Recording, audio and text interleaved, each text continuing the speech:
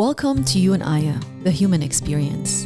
I'm your host, Aya, and I will be taking you on a journey of self-discovery through personal experiences. This podcast was created in hopes to give you a fresh perspective on life and to expand your beliefs that no matter what, you are in charge of your own life and your own success. Welcome to the bonus episode. Join me on this special segment with my guest of honor, Jim Walker, where age, religion, and cultural differences fade away, allowing our energy and souls to connect.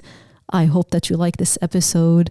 I cannot believe season 2 is officially over. It has been so exciting. It has been so cool and so refreshing to actually share with you how I was feeling. And I can't believe I wrote these poems. Like, I still look back at them and I say, whoa, I cannot believe I wrote this. But also season 1, come on. That was pretty awesome too. I'm just on fire. I am on a roll and I still don't make money. Life is crazy, isn't it? Anyways, so in the middle of the episode, I am going to pause and I'm going to give you instructions on how to enter the raffle to win brand new running shoes from the Lincoln Running Co. Thanks to Anne Ringline for sponsoring this. So stay tuned. I'm not going to tell you exactly when this is going to happen because I want you to listen to the episode to get to know me, get to know Jim, talk about season 1. Who am I? Who is really Aya? I mean, other than what I've already told you. But on a funnier, lighter note, it's literally us sitting in a coffee place. I just wanted this to be something special for season 2, and also something special because Jim is awesome. He has been one of my biggest supporters on season 1 and 2, and just in general, he's an awesome friend and he's cute. Anyways, enjoy the episode. Jim Walker, how are you? I am doing well. How are you? I'm pretty good. So this is your first time on a podcast. Yeah. And I remember meeting you about a year ago at the coffee house on P Street in downtown Lincoln. You're a daily customer. And then one day you were gone for about 2 weeks, right? In January. January of this year, right? Yeah. So everybody was worried about you. Oh. Yeah, everybody was asking, where's Jim? And then I said, oh boy, I'm like having really bad thoughts right now. Where is Jim? There you are. You showed after maybe 2 weeks. You come into the coffee house and you have your shoulder in a sling. Yeah. Do you want to tell us what happened? I slipped and fell on the ice and dislocated my shoulder. And I managed to get up and get home, and it popped out a joint again. And I thought, okay, now it needs to be looked at. And they told me emergency, the x-rays showed it was where it needed to be, and it would probably heal by itself. If it didn't get better in a week, I should see a doctor. Well, it did. Okay. So I didn't. And it recovered quite well after that. I had shoulder surgery in 2010 on the same shoulder, and I remembered the physical therapy I went through then, and I just reproduced that at home. And it seemed to get good results. That's amazing. They let me keep the sling. For the future purposes, just in case. I hope not. I hope not either. But so anyways, long story short, Jim, he's been one of my ultimate biggest supporters for You and Aya podcast. You have listened to every single episode, correct? More than once. More than once. You go on YouTube. Is YouTube the biggest medium that you use? Yeah, that's where I usually go. I have checked some of the others out, but I'm just used to YouTube, I guess. Okay. I have that one bookmarked. Okay, so you go on YouTube, and then as you listen, you read because you use the captions, right? Did you fall in love with what you were listening to? Yes, and very much so. So tell me more about it, because I see a lot of books on the table, and I think one of them is mine. Did you print out a PDF and bind a book for me? Yeah. Do you want to tell me more about that? It's not very big, but it does the job, but I can read the chapters while I listen to them and make penciled notes in the book. Okay. So there are various places underlined, little stars, page numbers for other references, things like that. Okay.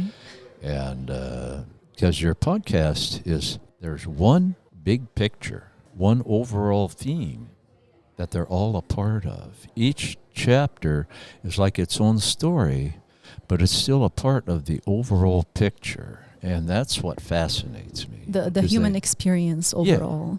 Okay, Yeah. so was that exactly what drew you into my podcast? That was a big part of it. And the theme, the idea of, how the social media has a tendency to control us. It's a control mechanism. So and it is. It is. You're very, very accurate on that. Thank you. I did get my master's in mass communications. Well, yeah, you've got a background there and you've got experience with it. You've done your own research and it all shows. I have done a lot of research. Yes. So Jim, how old are you? 71. 71. I'll be 72 in January. You look great and healthy. Oh, well, He really does. That's with kind all of you to say. Thank you. You're a big influence on me health-wise. I hope you so. You and Thais both. Thank you. We try to be active and do runnings and workouts. I mean, what else do we have other than our physical surrogate at this moment in this world, right?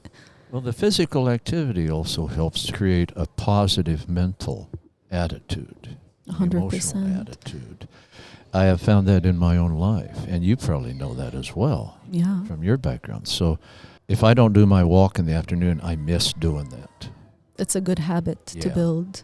And, absolutely. I really enjoy doing that. I'm happy. It's the same route every day. And I heard it's like a mile longer now, right? Yeah, I went up to 4 miles this year from 3 miles. That's amazing. Okay, so Jim, I asked you how old you were because I wanted to know more. So I'm 32. I just turned 32. Yeah. And you Happy are 70. birthday. Thank you. I'm old. It's debatable. It's a debatable I topic. think you're still a young pup. Thank you. A young kitty. Yeah. Okay, so you're 71. Yeah. I'm 32. I am from a completely different culture, background, religion. And we met because I worked at a coffee house and you were a daily customer. So how would you say my podcast was able to bring us together with all the differences we have? There's a level of sincerity in what you say. It's real. You're not just making anything up. You know what you're talking about to a very great extent. It's your specialty and it's authentic. And so much that of what we see and hear in the mass media today is not. Do we want to get into politics at this point? I'll leave that up to you. Maybe we'll wait a bit longer. Maybe not at the beginning of the episode. Okay, so you said earlier also that there's a huge theme that I talk about. I thought that I made it very obvious that you and I are both living the human experience. We're going through things at our own pace. Things kind of happen as we go, and it kind of, the dark night of the soul that you call it, and something just clicks and we just want to make sense of what's going on. We want to find that purpose. And that's really what I focus on, in my Unfold episode that was extremely personal to me. And every time I recorded that episode, or I attempted to record that episode, I would cry. Yeah, I can understand that. And it wasn't easy for me to listen to it because I knew you so well by then. Yeah, it was pretty, it's hard. I don't know how to explain it. It's not just because I lost my dad, obviously a big part of it, but the fact that I'm wanting to talk about it, you know what I mean? To not just talk about it, but have it recorded and have other people listen to it. That is extremely personal. That's extremely raw for me to... Like kind of a difficult thing to do. Yes. And I think at that moment is when I realized that I want to do it. I think this is why I should do it, because it's so deep and personal. And it's very crazy to me, honestly, because many females have been listening to my podcast. They've also lost their dad. I mean, no male listener has come up to me and said, I've lost my dad. Well, except for one, actually, Shane, if you're listening to this. But the majority of them are the females. And I don't know, I just felt that immediate connection to them, or whoever would tell me. So does that mean if I did share this part of me, who else is going to relate to it? I mean, death, it's such a complex taboo topic that we never get to discuss. And I know you've had your fair share with losing loved ones. So did that get you close to me in a way when you heard it, when you listened to my Unfold? What emotions were In chapter 1, you talked about when you did start that coming out of the dark night of the soul, and you wanted to talk to people. You just talked to people when you were standing in line or at a restaurant, things of that nature, just to see what their human experience was.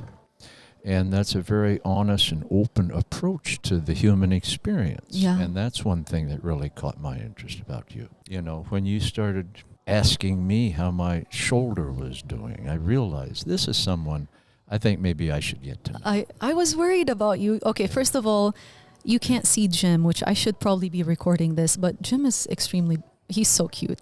Jim is just the cutest thing ever.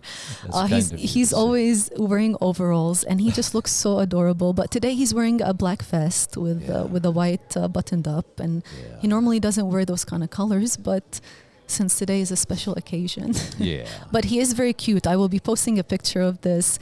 And overalls? With overalls, we can definitely do it with overalls. But again, I will say it until the end of time. Jim has been my absolutely biggest supporter when it comes to this podcast. He's made me my business cards, those cute little square ones. He drew the portraits. He's been making me personal cards with my QR codes and my face on it I'm going to send it to someone as a thank you. He's binded so many books for me. You know what? I've given away at least like 17, and I still have like 7 at home. So my podcast is actually a little cute book that Jim binded himself. He calls himself the Doodah Man. So you can maybe look him up if you want to bind a special book with him. You can do that, or maybe it's just special services for me. But what I'm saying is not that he's only helped me with this kind of stuff. What's more important to me is he believed in me. Right? You believed in what I had to say, with how very important my messages are that are very much. I don't want to say in between the lines, because they're pretty in the face. Like you don't have to go in between the lines. I feel like what I say is pretty obvious, and it's very important to me. So having a scholar such as yourself, someone that's brilliant and educated, and you read a lot of things, and to put me in that category as a philosopher, I mean, I'm speechless, really. Like this means more than you think. So that's why I want to interview you today, or have a conversation, and kind of get to know why you are so intrigued with this. There's a lot of philosophy in what you talk to me about in your emails. We're all the music of life. We are all beautiful in our own way. Yes. Jim and I also email. This is our mean of communication. Yeah. You're so funny. So Jim, what is your favorite episode or favorite chapter, you would say? It's difficult to say. I know chapter 2, where you talk about the dissatisfaction, that's a core idea there that everything else is built around, really. That is a very core idea, yes. But your concept of self-awareness in chapter 10 really got my attention too, because my practice in meditation, that sort of thing, our idea of the awareness that has no name, for example, behind the idea of I and me and the identity and the ego. Do you want to tell me more about your meditation practices, and then we can scoot over to you and Aya and see how that connection happened? Yeah. Okay. Well, in self-awareness, where you talked about how you take a step back and look at things instead of making a snap judgment. It's hard. Emotional response. Yes. Instant, and in my experience, I've found that those snap judgments, those instant emotional responses just lead to trouble. They escalate into a shouting match sometimes, and nobody knows how it got started. That's the worst. And but when you can step back, and you gave examples in your own life where you've done this, you practice this. This isn't something you just talk about, you do it. And in your podcast, your whole podcast isn't just something you talk about, it's something you do. It's definitely a lifestyle. Yes. And let me tell you, Jim, it's not easy. No, it's, and I talk about it a lot, and I feel like I touch base on it almost every single episode of how busy of a life we lead. Yeah. Why, I mean, all of a sudden since COVID, maybe a bit before that, I mean, life is just back to back bills and, you know, trying to find a job and trying to make your relationships work, your, you know, friendships, family members, all of that. I mean, that's a whole collective theme that you and I go through, the majority of the people at least, you know. So how do you juggle all these factors? I retired. Oh, I'm right there with you. That was a big part of it, actually. Yes. You know, I don't own a car, haven't owned one in over 30 some years. So, you know, when you bicycle everywhere and walk, and that takes a certain amount of time, but it's very good exercise. And there's a matter of planning my bicycle route. How many stops can I get done on this route? You know, that sort of thing. And I still do that sometimes, but there's a lot more time now. I told you in one email here recently, I think, scheduling is easy for me because I don't have a schedule. The world doesn't knock on my door anymore, and I don't miss it. No, you have your own doors. You open them whenever. You have the keys in. You have the keys out. That's amazing. I'm happy for you, Jim. You deserve the best in this. I know you've worked hard for everything that you have, and you seem like a minimalist. You seem that you know. So you don't own a car. It's been 30 years. I don't have a cell phone. What happened? What's that decision? I had a Volkswagen microbus. A Volkswagen microbus for 14 years. Okay. Back in the 1970s. No, 1980s. Okay. And when I moved to Lincoln, I was working at Gateway, and I'd see these people riding their bicycles. I thought, that's what I should be doing. Yeah. Okay. And I just kept thinking about it. And the bus was getting to the point where I wasn't going to keep it running much longer. Okay. So I spent $800 on a pickup, and that was going to take the place of the Volkswagen. And then less than a week later, a car ran a stop sign and totaled it. Nobody got hurt. Okay. But the pickup was totaled, and that was an omen. Okay. It's time to start riding. A sign to move to a different thing. So I bought a new mountain bike. Been doing it ever since. You know, and I've never regretted it. Okay. So you've been riding a bike and walking for 30 years. Yeah. Wow. Since 1990. Now, 1991, that's when I learned to wear a helmet the hard way.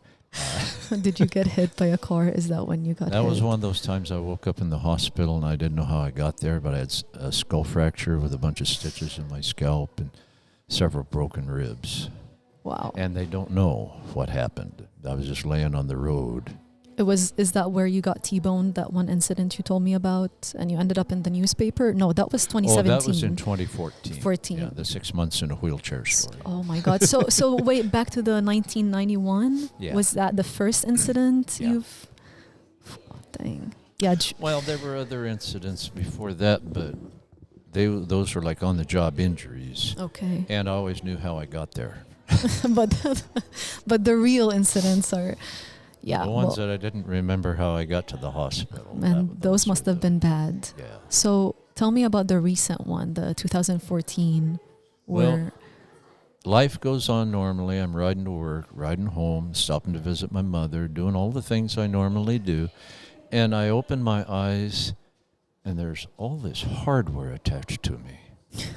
And I thought, okay, what's going on here? And my mind's a little groggy, and I thought, at one point, I began to wonder, well, is everything I remember just a dream? And this is my reality? I really didn't know. And I looked at my fingers. The fiberglass shells on my arms where they did the bone surgeries went clear down to the fingers, over the palm of the hand and everything, to the fingers. And my fingers just black and swollen. That sounds very painful. And I thought, this does not bode well. But here you are, up and about, healthy. Well, you walk, you bike. Yeah. You've been wearing knee pads, a helmet for safety. And the reflective vest. Yes, you should definitely do that since you wake up so early and go on your daily routes. Yeah, I'm glad you're alive, Jim. So am I. Otherwise, I wouldn't have gotten to meet you. No, otherwise no one would support me with this podcast. I would have been just... I think there are probably quite a few that you may not even know about yet. Maybe. I remember at the coffee house when Shane was standing in line there, you'd mentioned giving him a copy of your book, so I gave him one. Yes. And I told him, you know what she likes is when somebody asks her to sign her book.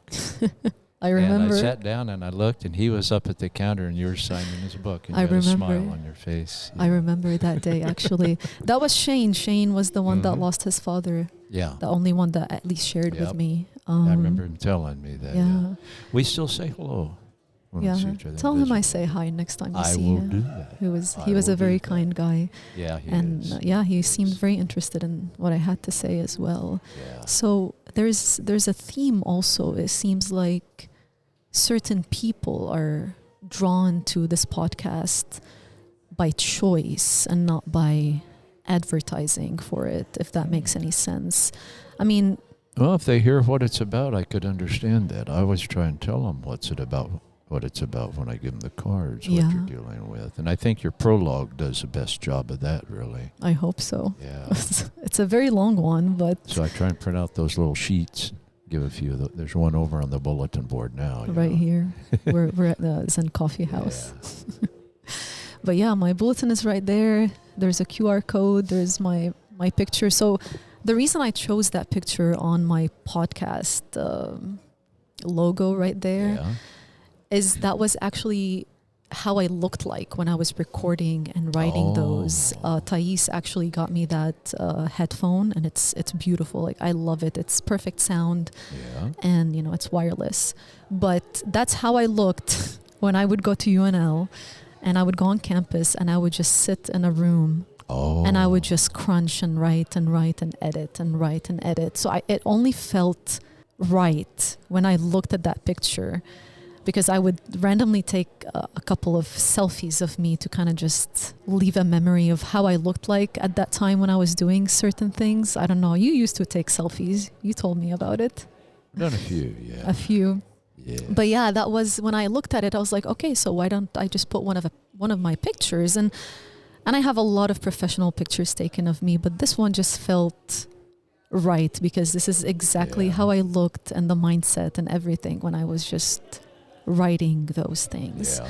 So I also wanted it to be very raw. I didn't want it to be like a staged picture. It's just something that I was. No, it's an excellent choice. Yeah. I think. Yeah. And it looks like you. It does. And it looks very pretty. Thank you. Oh, Jim, you're so cute. Okay, so let's move forward, because I'm really curious. So back to the self-awareness. You said that you said that you've been practicing self-awareness, you practice yoga, you practice meditation, and that might be the reason why this chapter, awareness, drew you in. Do you want to tell me more just a bit about what really resonated there? Well, the ideas you talked about, the self-awareness, taking a look at the situation from a step away. We are not our thoughts. We are not our emotions. We are not our feelings. These are things that happen to us, and we can look at them without letting them affect us, without being invested in them. I'll put it that way. Do you want to give that beautiful example you said about the sun and the clouds? Because that really stuck with me. Well, the thoughts, the feelings, and the emotions. The sun, or the clouds, the sky. The whole picture. Yeah. The blue sky, the clear blue sky, is the awareness that has no name, the silence between the thoughts. And that is where we really do reside. That's where we are. We give ourselves a name and an identity so that we can deal with this space-time that we find ourselves in. But the clouds then are like the thoughts, the feelings, the emotions, and they cover up that sky. And so the thoughts, the feelings, emotions can get in the way of that silence, the awareness that has no name. And in meditation then, some say you have to stop the thoughts altogether. Well, that's really hard to do. It really is. I used to picture myself putting them in a box and knocking them out of the way. And I'm sitting there in silence, no thoughts at all. But in the meantime, the thoughts are climbing out of the box. Okay. And they're coming back. And the next thing you know, I'm sitting there thinking about my grocery list. Okay, this isn't working. You know, The tofu and the soy milk and the black beans. It's a very small list. Even I know it. But if you can just look at the thoughts from a distance, you don't have to get rid of them. And then you'll see that they come and they go like the clouds in the sky, like the clouds in the sky. And you see that blue sky in between sometimes, if things work out. And it's the same, you can see that silence between the thoughts sometimes. And that's what meditation is for me. I've been doing it for a long time. How long are we talking about? I started back in the 1970s. I was working as a welder and had a situation, we'll just call it my dark night of the soul. Tell me more about that one. I got electrocuted, and I was 22 years old, and technically I died. I was there. I say I was there, but there was no I. There was just the there-ness of everything. Dun, dun, dun. It was immense. And there was this awareness that had no name. So take me on that journey. Let's go back to 1971 when Jim Walker got electrocuted at the plant. In Elm Creek. Okay. Where I was working. They had the welder was wired up wrong. Then the doctor said that my heart probably started again once I fell off the ladder and hit the floor. So you were, in quotations, dead for a few seconds, kinda, or? It was brief. I have the memory to this day. It's still, I don't want to lose it. What is that memory? Everything. Details. We look out our eyes and we see in one direction. But we turn our head to see in another direction. Or we turn our head to see in a different direction. But at that point, I could see all directions simultaneously. Did that happen as soon as you get electrocuted, or was that something that kind of stayed with you for a while after? That was just at that moment. I've tried to bring it back, but haven't had much luck at it. There might be a few brief moments when I'm very relaxed in meditation. But the thing is, when I get to the point then where I see in 360 degrees, there's nothing to look at. That's all you get. Yeah. One more time. So you were able to see all dimensions in that moment. So what did electricity really show you? That awareness that has no name is the universal awareness. The one that you always talk about. Yeah, it's the one thing that ultimately exists. There's no time, there's no space. Time and space are created within that awareness. This awareness does not exist in the four-dimensional space-time. The four-dimensional space-time exists within that awareness. So our universe and any other universes are all a part of that universal awareness. Some would call it God. We use that term, we tend to create God in our own image and put limits on him. So I try to stay away from that, although I give it the same reverence. Okay, so you wouldn't specifically call it God, right? But it's something bigger than that. Yeah, it's the universal awareness. It's everything. Okay. And this awareness that has no name that we see in meditation is a part of that. See, that's when we're actually in that universal awareness. And our awareness is simply a part of that. And we all add up. Now, the whole is greater than the sum of the parts. Now, a lot of this, I suppose, should be considered speculation because I don't have any mathematical proofs for it. Not yet. Not yet. Well, Jim is But it was an experience. I felt it. Like and when I read your poetry, the way you can evoke the emotion, I actually feel it in that heart field, in the Jim, magnetic field that the heart generates. That's where we feel our emotions. That's what I'm trying to do. Yeah. So you just gave away season 2. Season 2 is going to be short poems brought to you by Aya and the war in Lebanon, and it's worth looking forward to. Yeah, it's going to be out soon next year, maybe March, April. I'll be advertising for it and see how it goes. There you go. But yeah, it's going to be interesting because I got a lot of ideas last night. And the poems are there. I need to kind of, record them and do a little tiny piece after, kind of take you, the reader or the listener, into a bit of a depth about it. But yeah, I'm really excited, and But they are very emotional. I feel like I'm too dark at this moment in life. That's one of the purposes of poetry, to express those emotions that we can't just put into plain words. The way I phrase certain things is I actually imagine them. Yeah.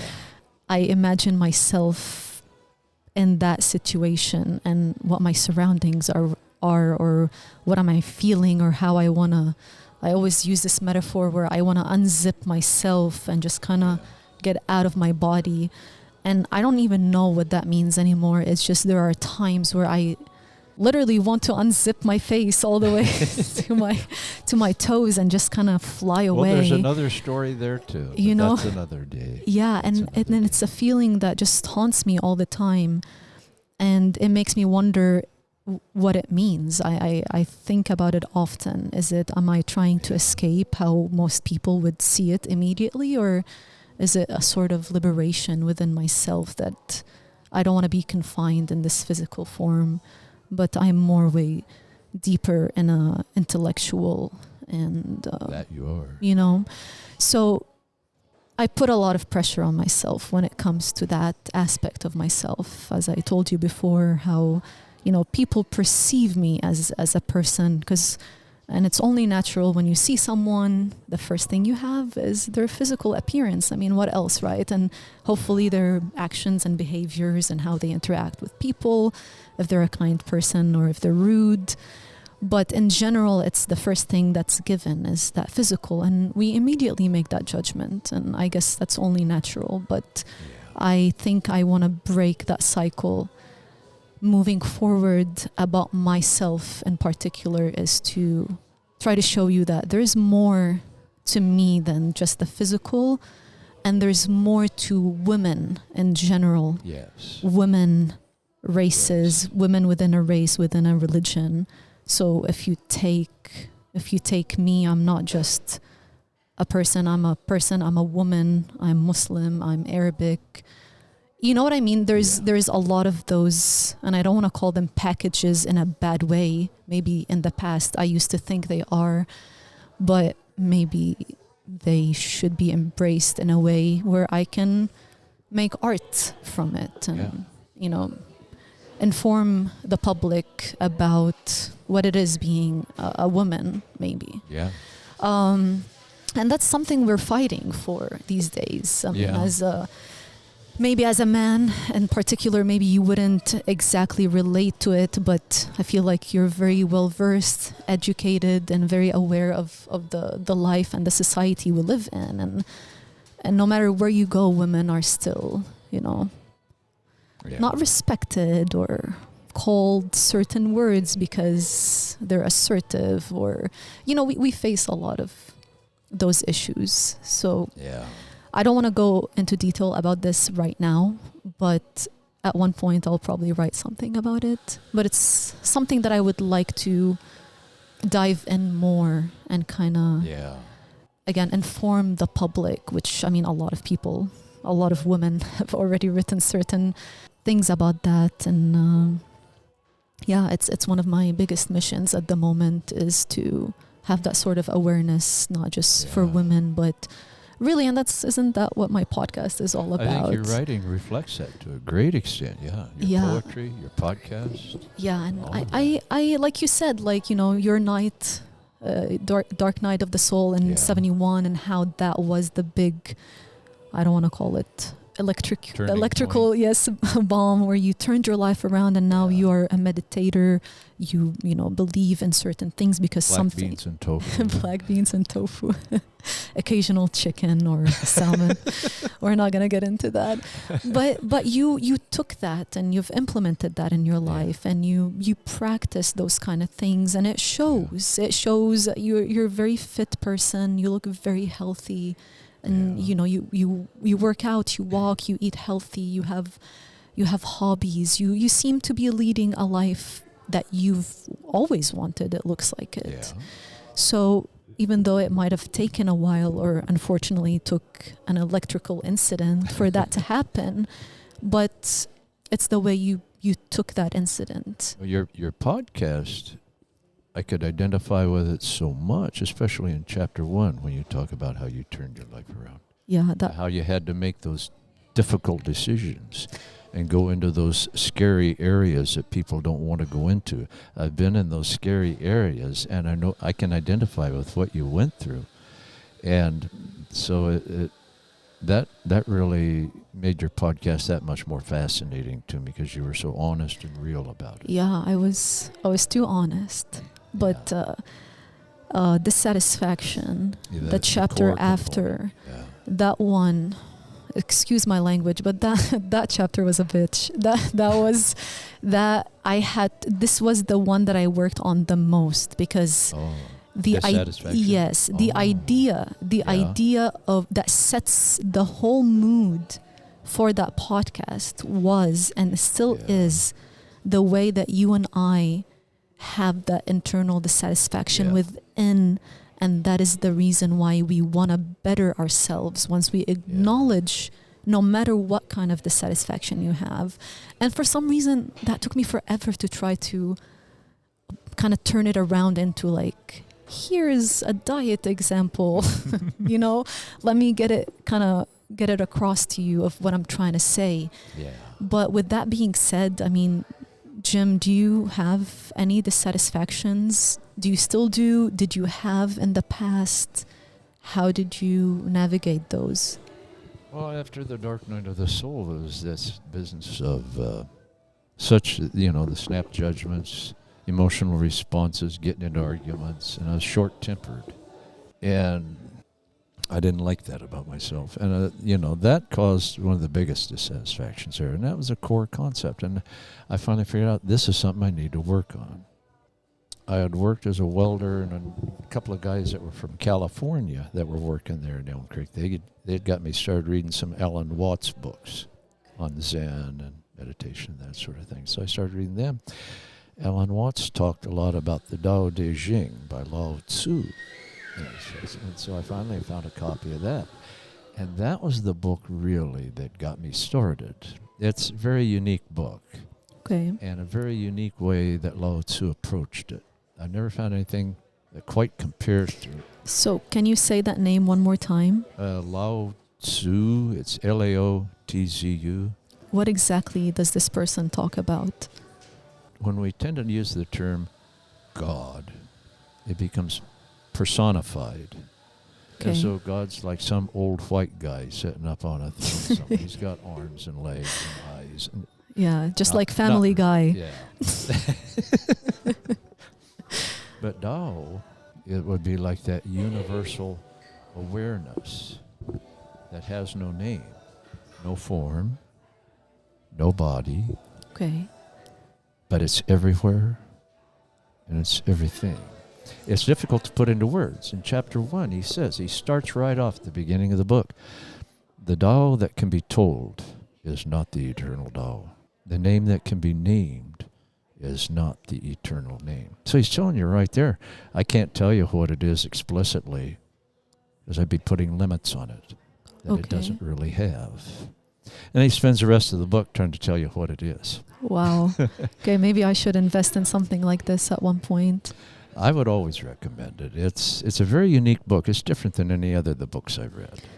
It didn't give me the answers I was looking for, but it pointed me in the direction I needed to go to find my own answers. Okay, this is a beautiful phrase that you just said. And that's exactly what I want in my podcast, or what I hope I've achieved in the podcast. Oh, yeah. Is I don't tell you, hey, you know what, you should do X, Y, and Z. This is exactly what you need to do. Because as I said in one of the chapters, it feels almost unethical for me to tell you the steps, because I might be an expert in quotations and certain things, but what are my rights to tell you that you should do this, other than don't smoke, don't drink, the truths or the facts that we already know in life. And I talk about that a lot, and I think that's when I bring social media influencers in, and what are they preaching, and what are their credentials, where are their sources coming from? Do you believe that kind of stuff? Are you that desperate to follow just any person because you are dissatisfied with certain things? Or should you be your own person and think and analyze and question the way the world is, the way that you are, and take those knowledges and kind of form them into your own way of living, of what works for you? And it looks like that's what you did. You did that in your podcast, yeah. Yeah, and because you specifically stated, you don't have the exact answer for everybody because we're all unique. Yeah, we really are. At some point, we have to come up with our own, but you can point in the direction that we need to go, like with the ARC method in Chapter 7. Exactly. Exactly. That was a very powerful technique to use, pointing in the direction we need to. We will find our own answers when we use the ARC method. So why did you like the ARC method? It works. Adding, removing, and keeping. Yeah. Because you're a mathematician, Jim. You love math. Every time I'm with Jim, a mathematical equation just pops out of nowhere and he's solving it. And I have no idea how we came to that topic. But that's how passionate he is about math. And you're brilliant at it. It's quite amazing, actually. That's kind of you to say. Yeah, so I feel like maybe you liked it so much because it's, in a way, an equation where you can take certain variables of your own life, no matter what they are, plug them into the equation, and be like, okay, these are. And then you get your own answer Yeah. from your own variables. Have you used the ARC? What have you used it for?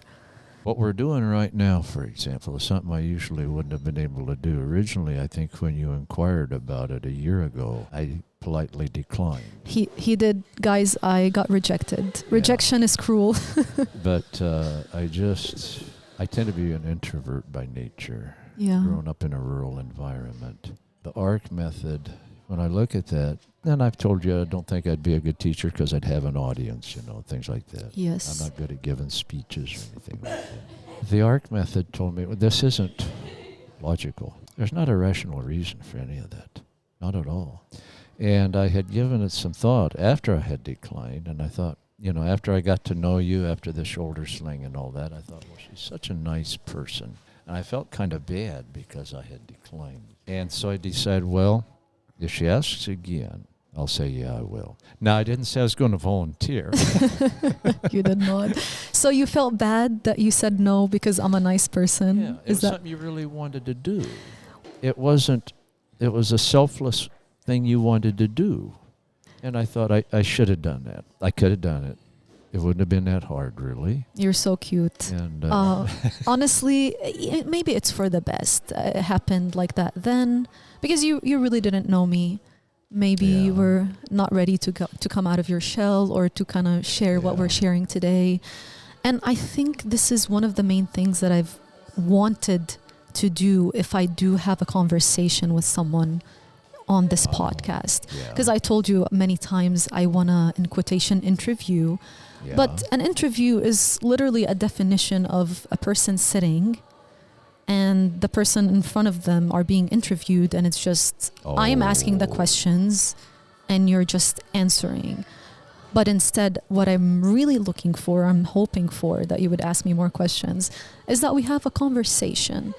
And you are, as I said before, you have listened to my podcast. You have listened to all of my chapters, more than 5 times each, at least, I would say. At least, You have made the book. You read my book. You have another kind of book that are just my quotes that you like. That's right down You here, can, we can go through those in a bit. And that was one of the main things I've been wanting to have. If I do have people on my podcast to have a conversation with, my first rule is get to know my podcast. Because if you do know my podcast, you will technically be knowing me, which there's a lot more of me, but this is how I perceive the world. This is what I think about on a daily basis. I'm always thinking about this kind of stuff. I'm thinking about real issues. And don't get me wrong, yes, I try to have fun. I go work out. I maybe hang out with friends, and do whatever. But overall, the 80 to 85% of my time this is what's going on in my head, So You're it's devoted. so it's an essential for me, whoever is sitting across from me or next to me, to understand who I am and what this means to me, and kind of converse about it. So if you haven't already noticed, I'm kind of interviewing myself through you. It's been fascinating. Yes, and I thought that was a cool idea to do. Just Yeah. kind of have this conversation while you share stuff, and we kind of have this, A flow. a flow of circular emotions. Yeah. And I don't know, it's just something that's really important to me, because I could just kind of walk around and ask people, hey, do you want to be on my podcast, blah blah blah, and have a fun conversation, do whatever, but it's not really what I want on my podcast. I want it to be meaningful. I want Substance. Yes. And I'm not saying anything about, there's other podcasts that are fun, that are, people just kind of want to like unplug for the day or whatever. And, that's amazing. But to me, this is the kind of work I want to put out. And this is why you are my guest of honor. And cut. Wow, this episode sounds way better than I remember.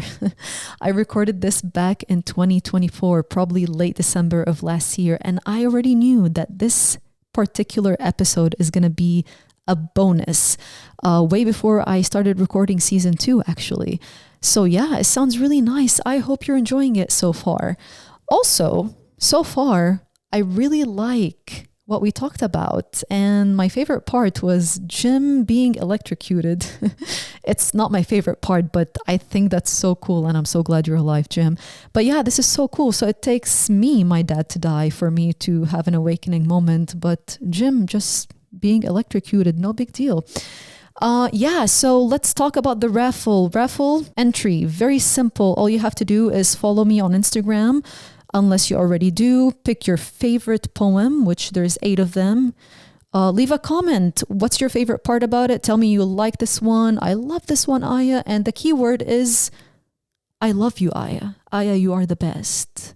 Something with Aya involved. I don't care what you say, but just tell me that you think I'm awesome and that you love me and that you loved season 2, and we'll enter you in the raffle. Also, it doesn't have to be only Instagram. It could be Facebook and Instagram, because these are the only 2 platforms I've been using. So yeah, give me a follow and do the following, and the winner will be announced June 4th, next week, next Wednesday, on my 2 platforms, Instagram or Facebook. I'll make a video and announce the winner, and also I'll probably leave a few things on my stories to remind you that you are the winner. Let the games begin, and action. Well, your podcast has a message that really needs to be said, especially in today's world. So, Boy, look at today's world. There's so much programming involved in our minds with all the advertising, the social media, and that. yes. And so what you talk about in your podcast is very meaningful and very needed. Give me an example. What would you say is one of the biggest messages, or a strong message, that you got from my podcast? Oh, there are quite a few. The way that advertising can be used to program your decision eventually, so that you make the decision they want you to make. That's why in the one book I did, The World According to Spot, Yeah. Kill Your Television. Why do you think they call it programming? Yeah. I love that one. That's one of my favorites. Yeah. And it does. It shapes the decisions. So we're not making our decisions. They're handed to us. And we get the idea that we are making the decisions. And that's what you talk about in your podcast. Yeah. You see. So You say the spooky part is we think we're doing it ourselves. we are not. No. Without all of this, what really influences the way we think? How will things emerge for us Yeah. if we're not? I think those questions that you sent in an email. I'm looking it up now. On the left side. right, left. Okay, so this is an email that I sent to you Yeah. on June 9th of 2024. It says, who are we truly without all the influence we live under? Who would we be? how would our thoughts emerge? How would we create? And what would inspire those creations? Literally what I think about every day. It's kind of depressing because sometimes I think about, what if I just let go of everything? Yeah. What if I just stop fighting for what I believe in? Wouldn't I be so much happier and in a blissful state of mind of ignorance, where I just wake up and, you know, I have my car, I have an apartment, I have enough money to get me through my bills, and then kind of like live through my day. But Jim, I can't do that. Oh, I think in your case, that dissatisfaction would come back to haunt you if you tried to do that. Yeah, it lives in the back of my brain. That's where you'd go back to stage one again. And you've avoided that, see. It's an easy way out, short term, but long term, you end up back where you started again, see. Yeah, I agree. And you've avoided that. I think there's some sort of an awakening and an awareness within that I can't overlook anymore. Yeah. It's, you know, when you... I see it in you, definitely. Thank you, Jim. But do you know when you upgrade from as simple as like, I'm upgrading apartments, I'm upgrading this software, I'm upgrading, you know, once you upgrade into certain areas within careers or physical or whatever you want to call them, when you update that kind of stuff or upgrade within an intellectual level of thinking, how do you go back? You can't. There's like a level that you just passed and you just can't unpass it. It's kind of like a check valve in a water pipe. Once the water goes through, it can't go back. See, there's engineering for you. That's Jim. But do you know what I mean? And I really think you've passed a point of no return. Yes.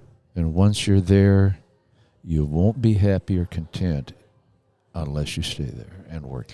Yeah, and it becomes harder to kind of move forward to, not that it's hard, it's hard, I can't do it, but it's a constant challenge. It's a constant having to, be consistent and encouraging of your own self and wanting to move forward, because it's easy to go back like, it's fine, I tried this, whatever, I'm just gonna stay here. But it's challenging. It's a kind of challenge of, really is, in a way of creation. You're creating as you go. There's another one. Yeah. From another email. Here it is. And Jim has a little tiny pocket book right left. Okay. Let's see. May 27th of 2024. Another email I sent to you. Okay. The whole point of creating is enjoying the process. It's seeing it change while you create it. In a way, you are testing yourself on a level that's meaningful to you. Maybe after all, that's what creativity is an idea, and for you to test yourself on how far you can create it. Okay, that makes sense. I'm such a philosopher. I think so. I think I want more when it comes to...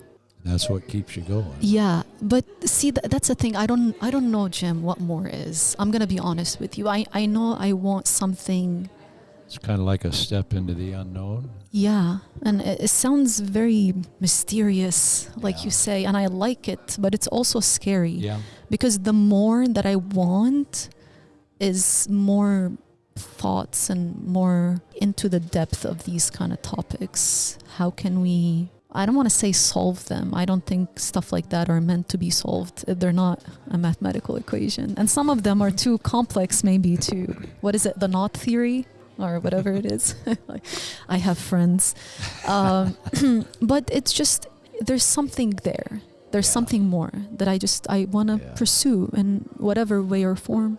I don't know how it's going to come, but I believe it will. If I keep doing this, maybe it will show up. Maybe. There's a lot of potential though, see. Thank you, Jim. So many things that you can tell people that they really do need to know. What do you think the most important thing from you and Aya, the Human Experience podcast, that you or the listener must know about? The dissatisfaction is a very core component. That's kind of at the root of everything else. Yeah. It starts there, and everything else comes from that. But that dissatisfaction, something's wrong here. I don't know what it is, but I don't feel right. Yeah. Something's wrong. What is it? Yeah. And that's where and that's a very core component, and it's very endemic in our society. And I think that's where it all grows from. We need to update. Yeah. There are certain things as we go and through life, and as we grow as individuals or as a community or as a tribe or a country, we need to. And that's where chapter 11 comes Yes, chapter 11. Okay, so every time I listen to a chapter, okay, call me crazy. I listen to my own chapters, okay? Every time I'm feeling discouraged, which is a lot recently, I just, go on my, Spotify. Yeah. I put my entire thing on and I just kind of let it play.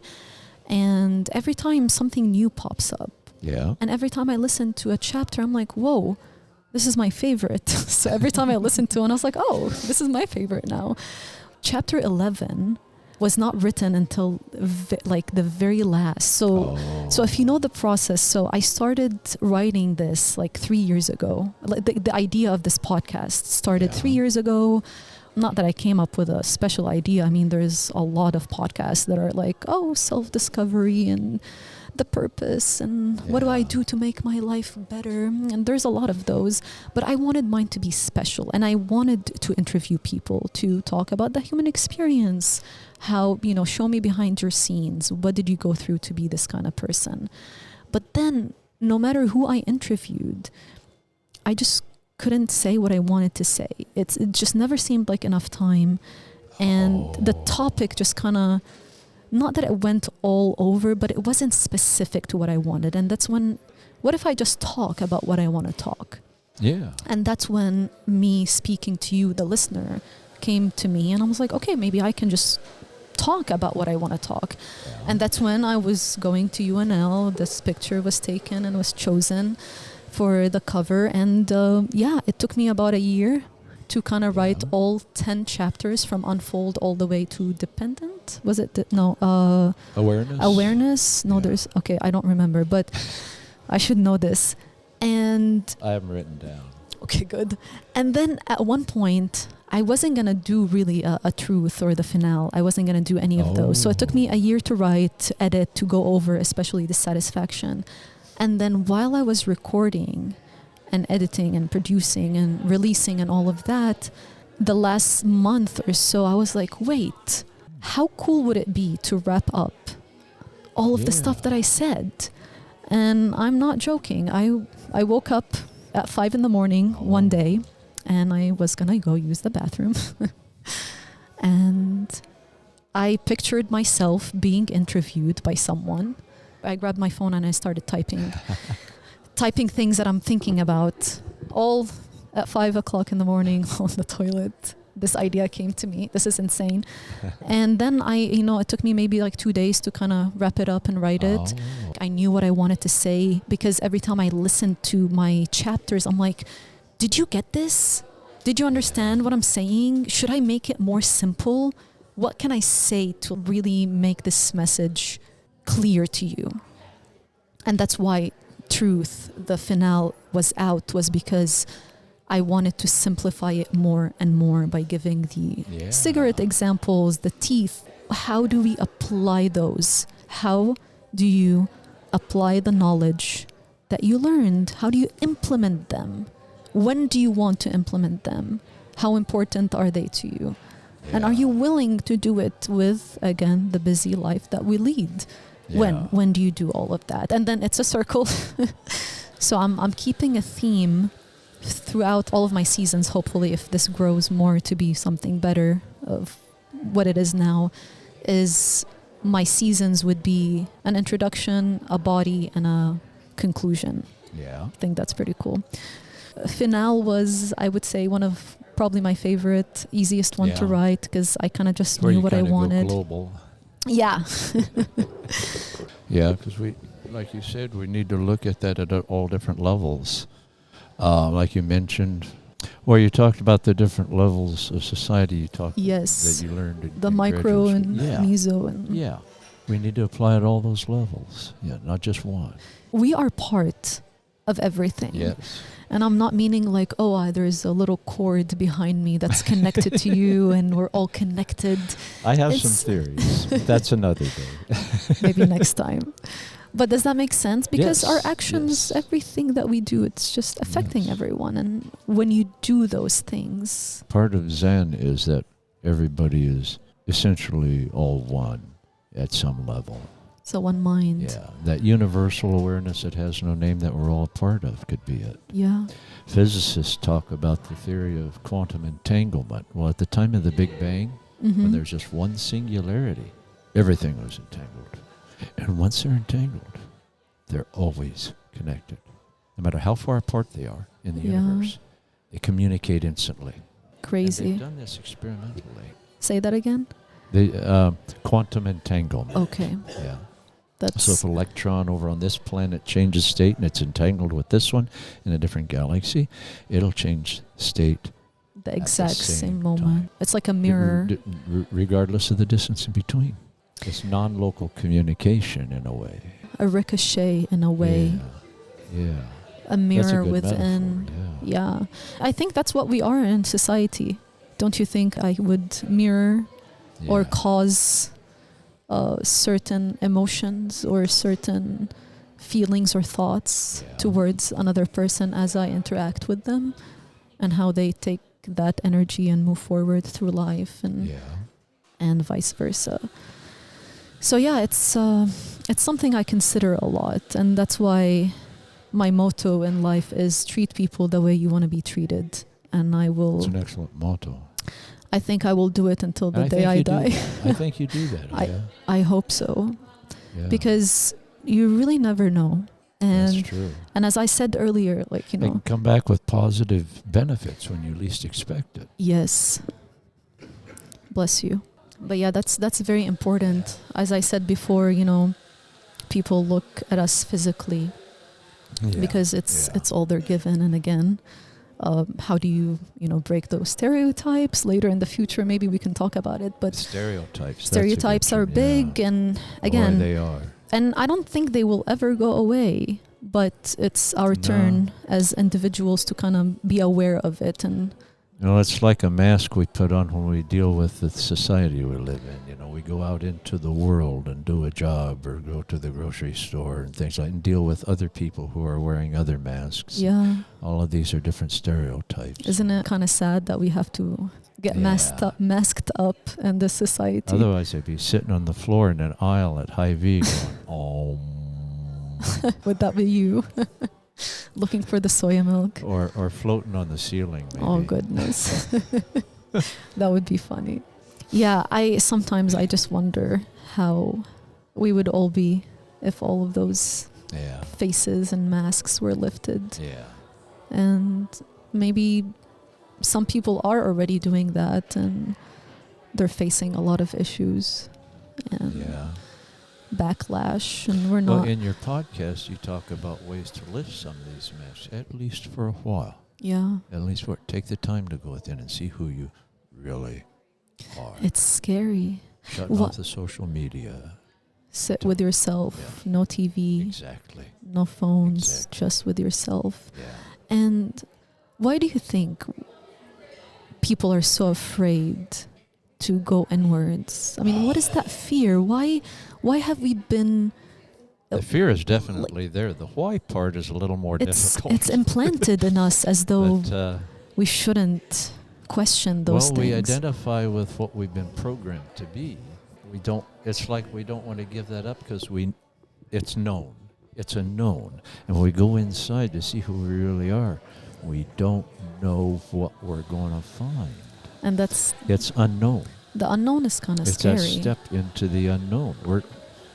This mask that I wear, I know what that is. I can identify with that. It's easy to deal with. But if I go inside and see who I really am, I don't know who's there anymore. Yeah, there's a lot. Because I've dealt with the mask for so long. And that, as you have said, that is scary in your podcast. Yeah. And again, we are so busy Yeah. When are we gonna unmask? And we have to keep the mask on when we're so Yeah, busy. it's like part of an outfit that It's like we it have to wear. grows onto us. Yeah, it's like it latches on, it gets glued, and what is that Spider-Man 3 with Tobey Maguire, the original Spider-Mans, Oh, I didn't where the see little that one, black matter that's gooey kind of lands from the moon or whatever. Yeah. And then it latches to him, and it gives him like a whole new personality, and he becomes the dark Spider-Man where he doesn't give a shit about people and he's like a badass or whatever. Yeah. But it wasn't really him. A mask. And he had to like fight it and let it go. And that's what people have to do, and they don't want to do it. Okay. And see, you have done that. You have been through that. Yeah. And you can see the light at the end of the tunnel. And there is a light. There is a light. Yeah. It's just sometimes you can't always see it when you start out. It's down there somewhere, but I don't know where it is. Yeah. And that's, again, unknown. Unknown. Yeah, it could be quite overwhelming. Yeah. And again, that's another thing that I always say. Are you ready? Are you ready to fulfill your legacy? Are you ready to truly shed those kind of walls, break them down, and just kind of be willing to say, yes, I want to do it? And not a lot of people are willing to do that. Yeah. Well, you probably found that some people who listen to your podcast, they're still locked in there, and they think, well, that's not me, you know. Yeah. I'm still this mask. This is what I really am. No, it isn't. Yeah. So can you imagine going up to someone and saying, hey, you know, maybe you need some help, man, like an intervention? I mean, the first reaction probably would be, no, I'm good. That's true. I'm as good as I can be. How dare you say something like that? Because I mean, you hit them right in the ego. How dare you question? Yeah. The mask is getting mad. Yeah. It's the devil. Yeah. But do you understand? I mean, okay, so this is the thing that we don't understand as humans, or we try to not understand it because we don't want to live this pain of understanding certain things. So I always, so for example, and I will talk about this in season 2 and some of, like, after I narrate or, you know, do my poems, and I'm going to like kind of elaborate on a certain... I'm looking forward to the poems. Me too. I've read some of them. They're fascinating. You're going to love them. Yeah. So for example, the first thing that like pops in my mind, and it's a huge political issue at the moment, is the war in occupied Palestine. Oh, yeah. Occupied Palestine. You mentioned that in chapter 11. Yes, and this is, you know, I don't want to say too much right now, not because I'm afraid of politics, but I really kind of want to save it for season 2. But I grew up in war. My life is literally shaped by war. Yeah. I've seen graphic images growing up, and, you know, it didn't really scar me in a way like I'm messed up, but if it's anything, it made me realize that, okay, I know the truth, you know? And I lived in fear most of my life, knowing that, you know, I could die, or, you know, we had many wars in 2006. My family and I literally almost died.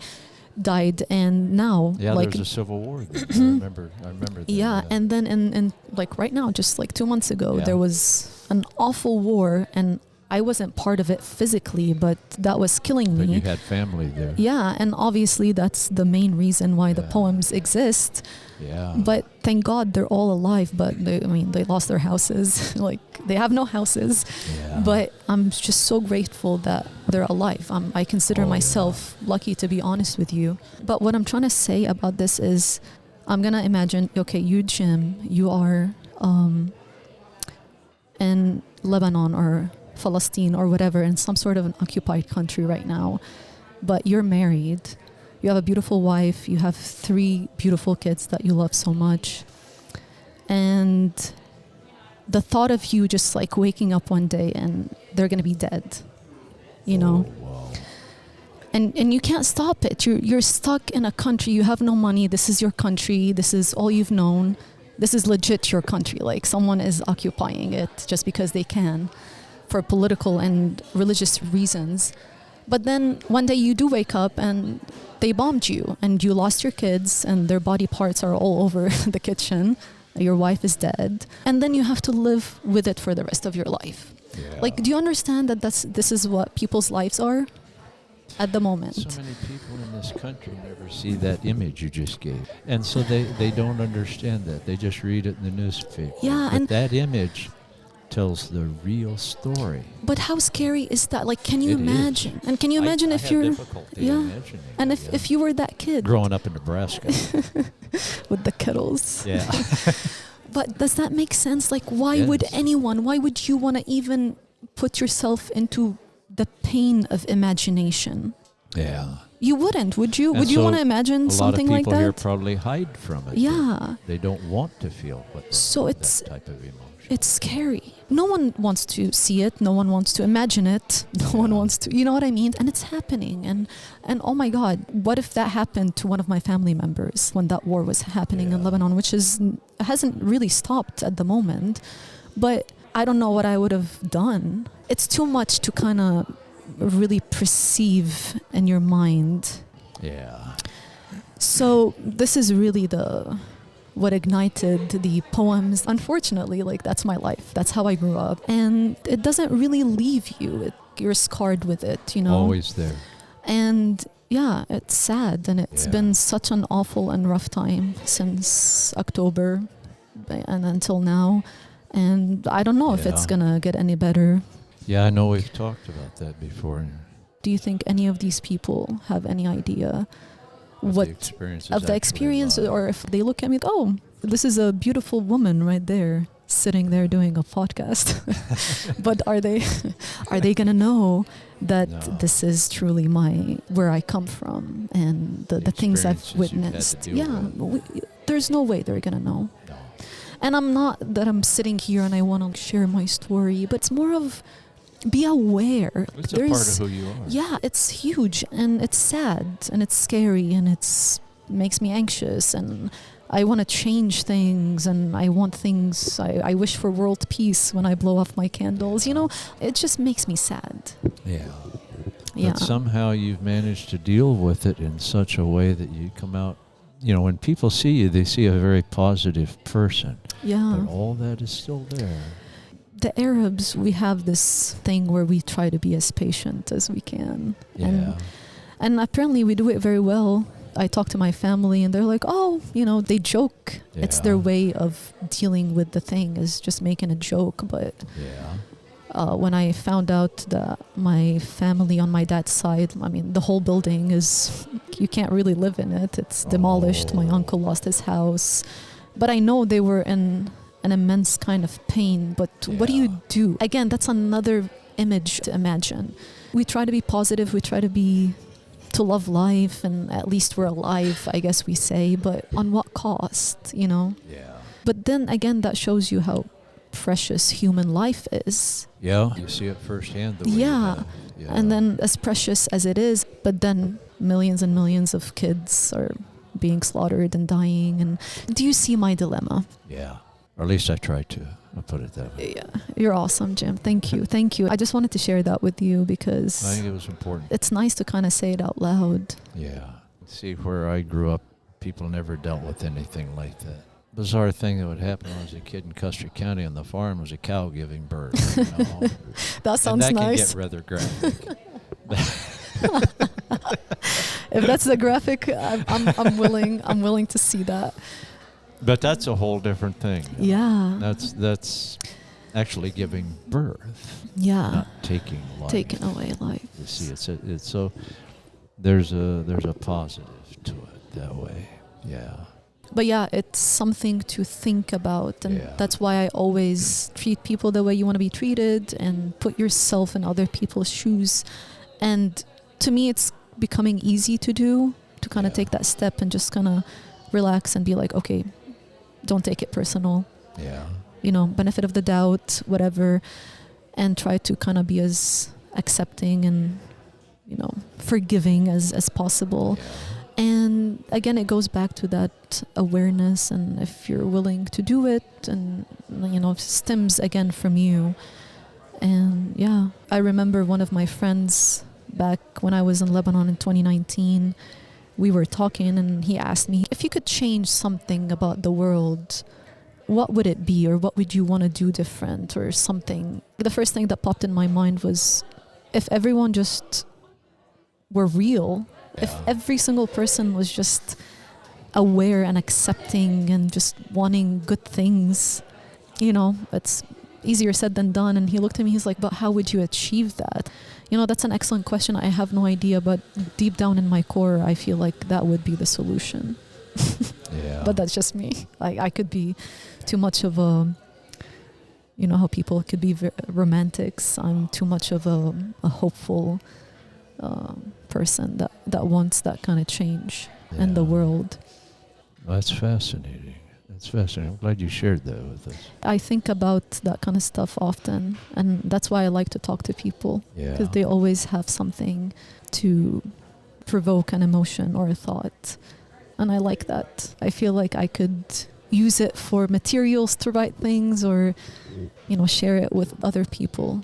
Speaking of sharing with other people, while the whole war in Lebanon was happening, and a year before in occupied Palestine and all of that, and I was very active on social media, just kind of, you know, sharing articles and pictures and, you know, and all of that. And I got a few unnice messages on Instagram, and lots of people just probably unfollowed me, muted me.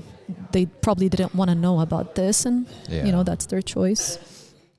A person messaged me, and it really stuck with me, and I was like, what the fuck does that even mean? She said, so are you just going to keep posting? And until when? That's literally what she asked. I said, yeah, I'm going to keep posting and make people aware of it. And she's like... It needs to be said. Yeah, and she's like, well, what's the point? What else can you do? What else are you doing to change this? Kind of like dissing. Yeah, kind of like, she's like kind of dissing me, like, and then what, you know? I was like, yeah, well, I've been going to protests. I've been talking to people about it. People have been asking me, and I've been sharing the information. In my opinion, I've educated a lot of my friends when I used to work at the coffee house. In my opinion, that's maybe enough for my range at the moment. You know, I'm not. That can make a big change as well. But we each can make our own contribution. Yeah, exactly. I typed out this huge message and I sent it, and I was like, I can't believe I'm having this conversation with this person that seems to, literally, she said, well, just be grateful that you're in America away from this. And then I unfollowed her.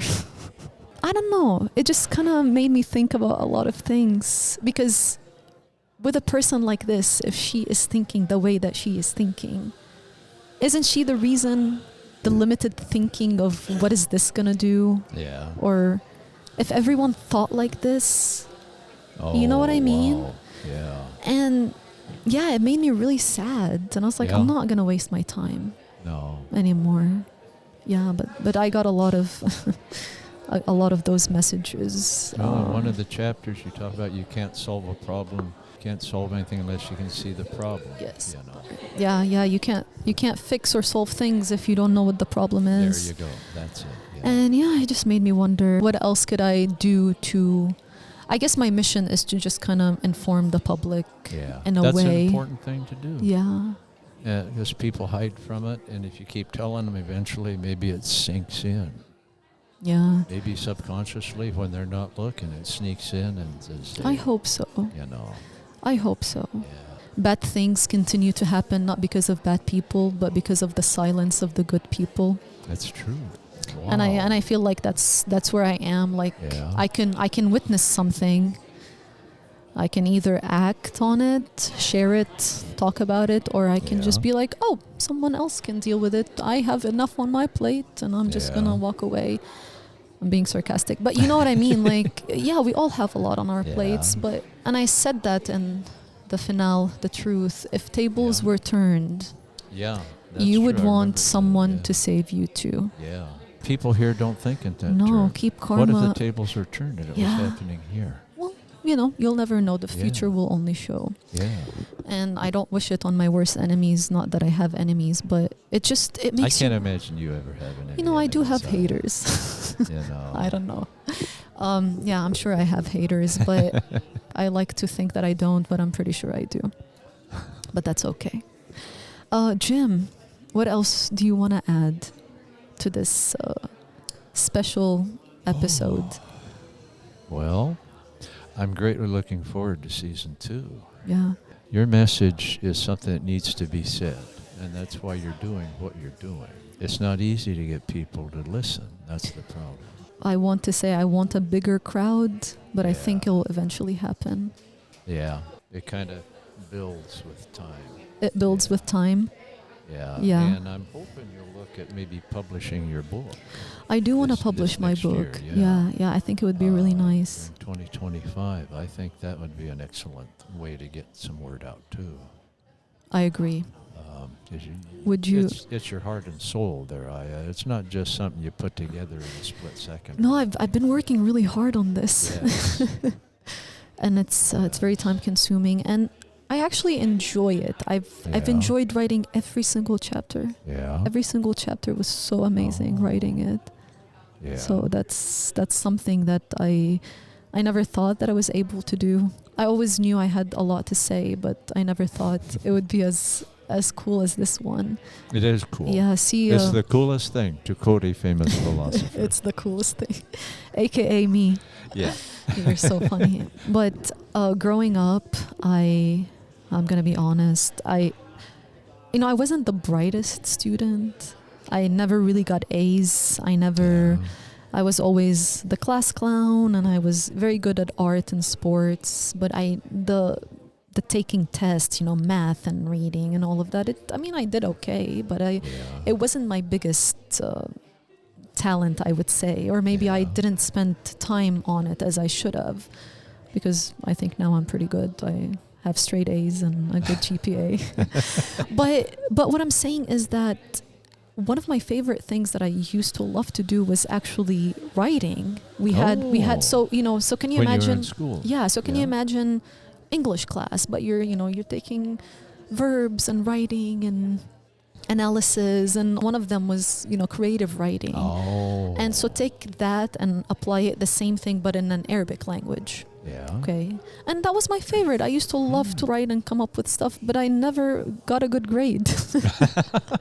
I never got a good grade, and every time I would turn something in, I was like, oh, this is so good. Me in my head, 7-year-old I was like, this is good. This is awesome. And then I would get 6 out of 10, 5.5, because I had so many grammatical, things, and I don't know what other stuff. But that kind of discouraged me, even though I really thought what I wrote was really nice. Well, but I think you're an excellent writer. I never pursued it, at it because the podcast demonstrates that, and your poetry demonstrates that. I hope so. And your emails demonstrate that, the way you come up with these thoughts just on the spur of the moment. Thank God you have the proof. Yeah, I saved them. You're so awesome. Thank you, Jim. You're so cute. But see, he laughs. That's kind of you. But you are, Jim. You're very special. I've already said that before, and I really appreciate you. Well, the feeling's very mutual. Good. You're a big part of my life.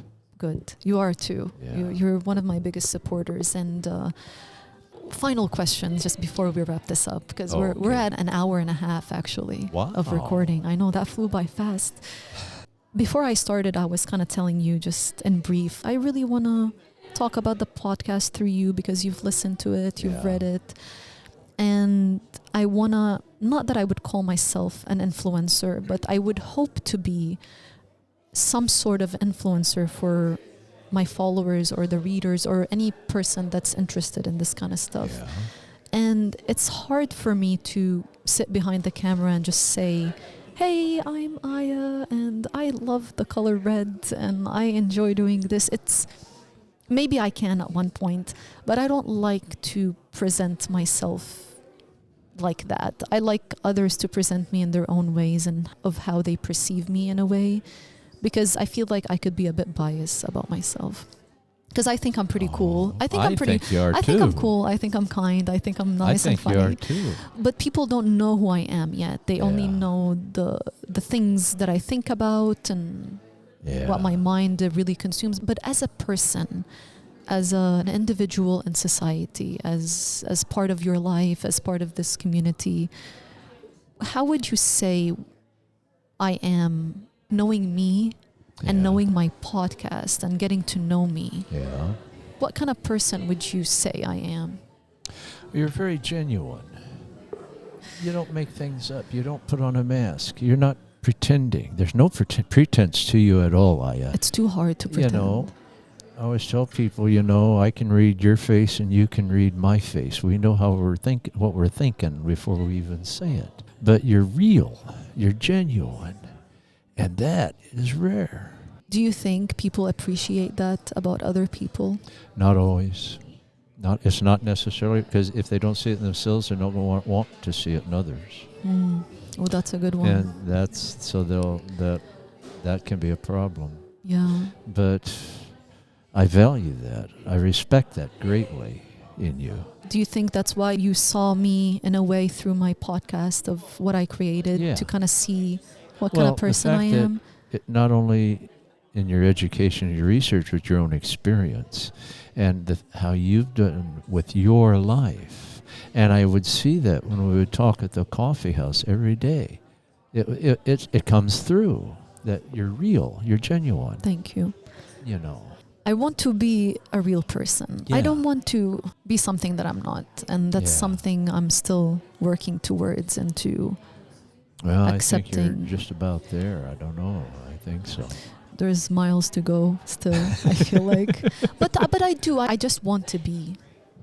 Yeah. That's all I want. I don't want to be anyone in particular. I just want to be, period. Aya. You know? You want to be Aya. Yeah, and that's why I appreciate you so much, because you accept me for who I am and what I am and what I say, and you respect that. And I think no one wants to ask for anything more, at least for me. I think that's pretty a lot for me.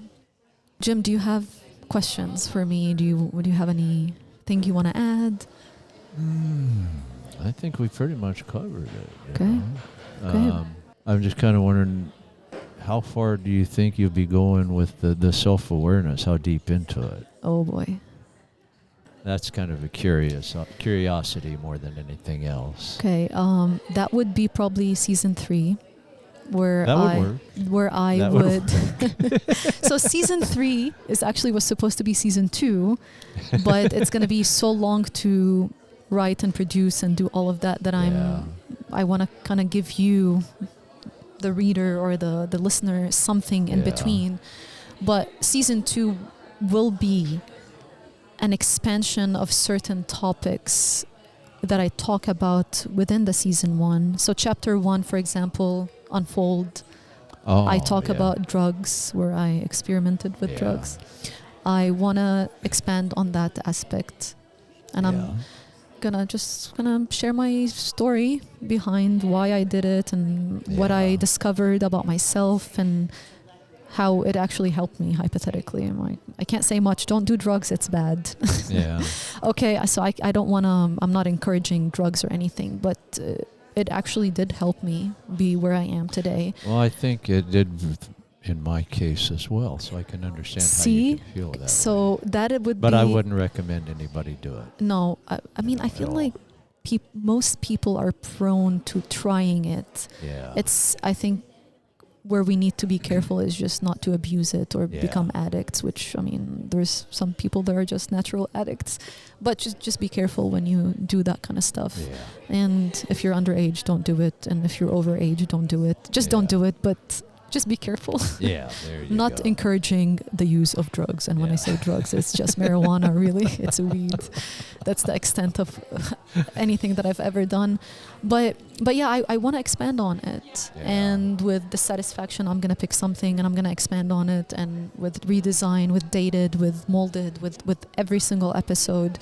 And what's so special about it is I'm actually going to be on camera. And I might be That'll be interesting. I'm going to be multiple personnel. I'm going to be me, Aya. I might be a therapist and I might be a news anchor to get you into. I have some ideas, so I can't give too much, but I'm looking forward to it. But that's going to be a lot of work, and I really need to start I've already kind of Yeah. started screenwriting that the first chapter Yeah. titled Drugs. I think that's what I titled it. We'll see. But yeah, so I think this has been a beautiful episode. Fascinating. Yeah. Fascinating. How do you feel about it? It went a whole lot smoother than I would have ever imagined. You did so amazing. You did wonderful. I'm actually pleasantly surprised. Yeah, you look so comfortable with the mic and the headphones. Oh. I'm gonna have to take a picture of you. You're so cute. There Okay. you go. Jim, you did wonderful. Oh, That thank was you. that was smooth. Well, I think your influence kind of made it easier for me too. Okay. I hope you so. know. Yeah. There weren't any difficult questions. No, there wasn't a whole lot of math. You know. We had to keep it simple. You're so cute. Of course, I can do the math. I Oh, never well. doubt that. So Jim Walker, thank you so much for Well, being. thank you very much, Aya, my dear Yes. friend. Thank you. Thank you for being on You and Aya, the Human Experience podcast. You will probably be an episode of Guest of Honor, one that supported me in multiple ways, and you know the ins and outs of You and Aya, written and audio.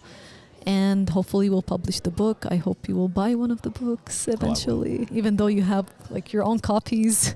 I want to get a store-bought one though too. Okay, we will Maybe work give 'em on for it. Christmas presents. Okay, I will make it happen just for you.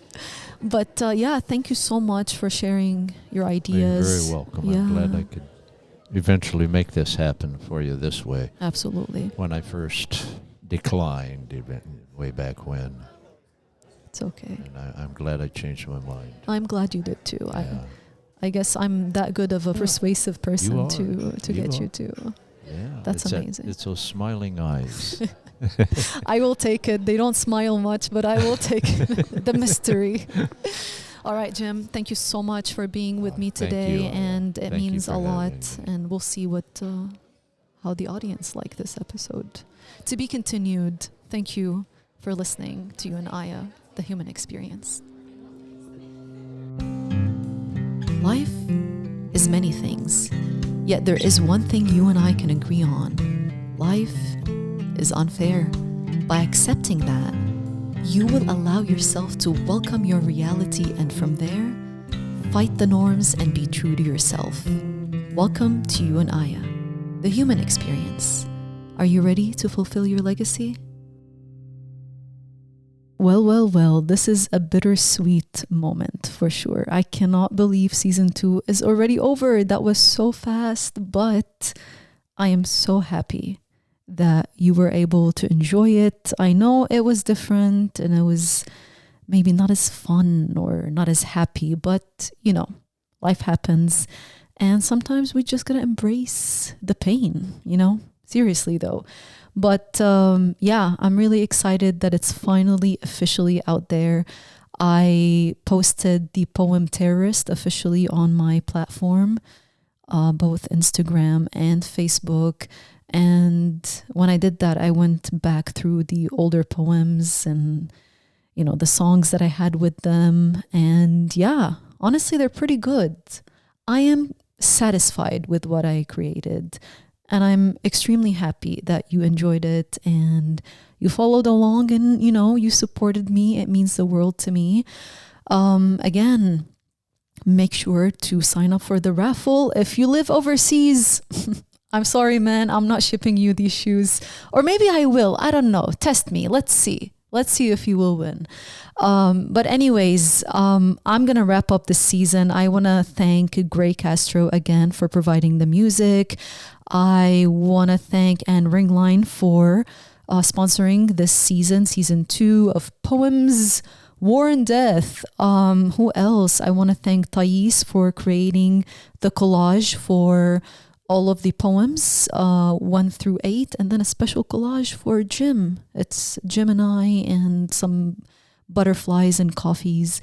Who else do I need to thank? The community, my friends, my family, everyone that supported my journey, strangers, people that have been commenting and liking on the things that I actually make. Yeah, this is definitely bittersweet. As painful and hard and a bit emotional that I've had to go through this season, I'm truly proud that I actually made it happen. And yeah, I think I have released a lot of emotions out here, and I'm glad it's out in the open. I will still say to be continued. Season 3 is actually already in the making. Maybe a sneak peek at one point, but not now. So to be continued. Again, thank you so much for everything. And yeah, stay tuned, stay in touch. You know where to find me.